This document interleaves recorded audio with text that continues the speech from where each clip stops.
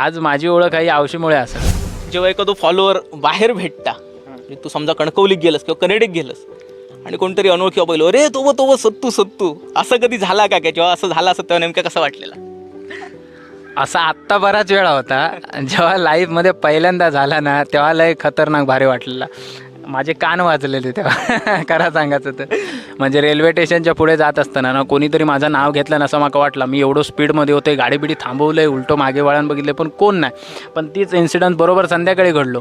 Railway स्टेशनला गेलेलं असताना ते वरती गेले, रिटर्न येताना माका ना ते 2-4 बायका होते किंवा ते होते ते बघत होते.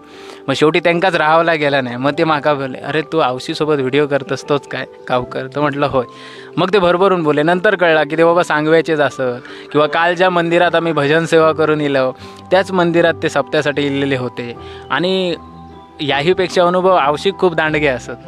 कारण आज माझी ओळख आहे आवशीमुळे असं.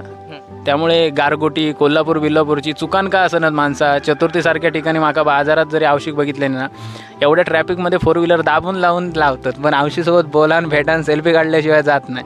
त्यामुळे माझ्याहीपेक्षा खतरनाक दांडगे अनुभव आवशीकडे असत या संदर्भातले.